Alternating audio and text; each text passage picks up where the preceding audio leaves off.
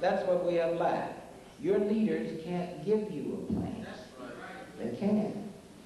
They can't even tell you about the existing plan that they have been provided because you might kill them if you really knew.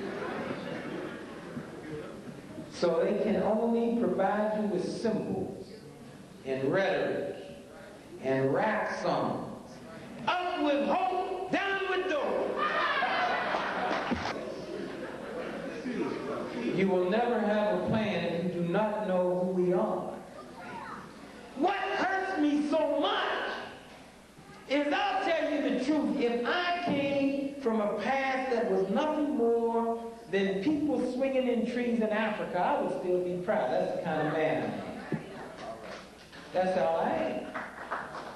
The fact is that our history is unparalleled. There's no one.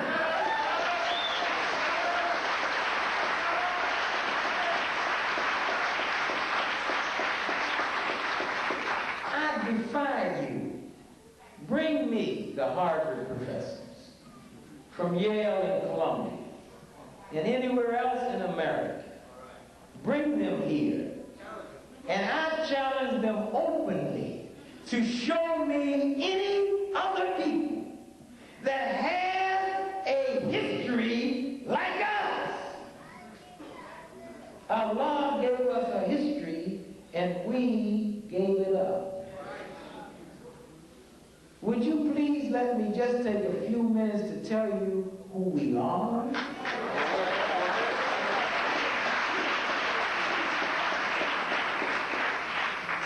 My brothers and sisters, according to the book of Genesis, God created the heavens and the earth. And he created two humans, Adam and Eve.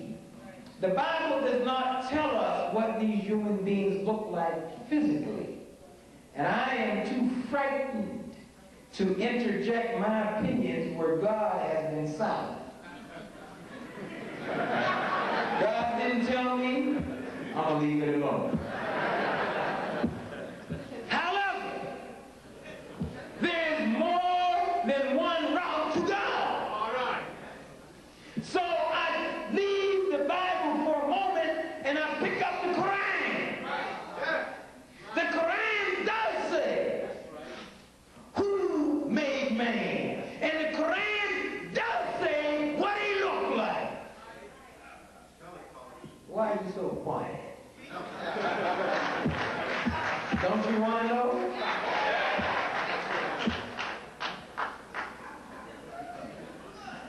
The Quran said that Allah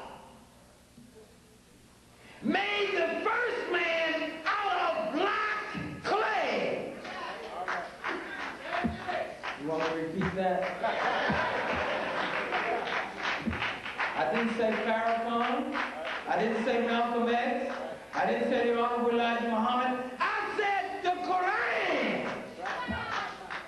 Over 1,400 years ago, said that Allah made the original man out of black clay. Just turn to the surah called Hijrah.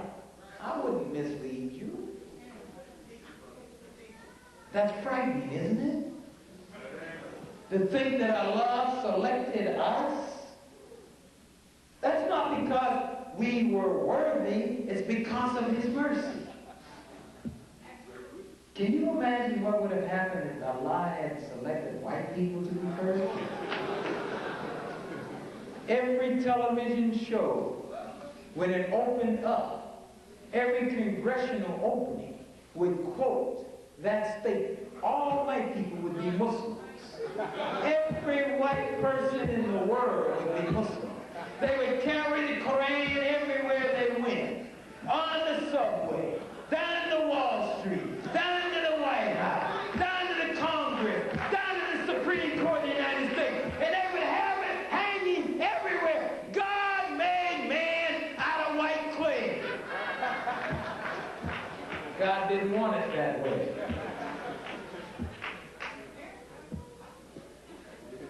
So the Quran says that Allah made the first man out of black clay. When we look to the anthropologists, the linguists, and the archaeologists, we found great confirmation of what the Quran said. You will see in the back of those books, there's one called The Destruction of Western Civilization as Seen Through Islam, Christianity, and Judaism. You will see a picture. You will see a series of pictures of what the archaeologists discovered after extensive investigation. Scientists. They found out that in the country of Kenya, a young 12-year-old boy died. We don't know what the cause of his death was. No autopsy has been performed. But we do know how long ago that it happened, because the potassium test was applied to his bones to determine how long ago this young 12-year-old lived. And my friends, I want you to know, he lived 1,600,000 years ago.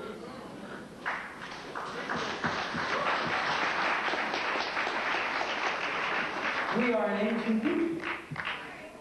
Now, why didn't your leaders tell you that?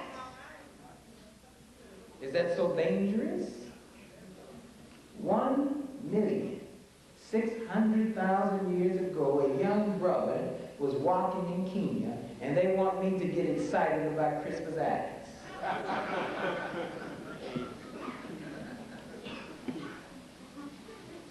Can you imagine? In the country of Zaire, they found stone weapons that we used as tools 2 million years old. The oldest white people that they can find to date is 10 to 12,000 years. That's all. I didn't have anything to do with it. We're an ancient people, my friends. We know the earth. We've had many years to absorb the vibrations, the beauty and the ecstasies and the echoes that come through the winds in the tree. We are the original people.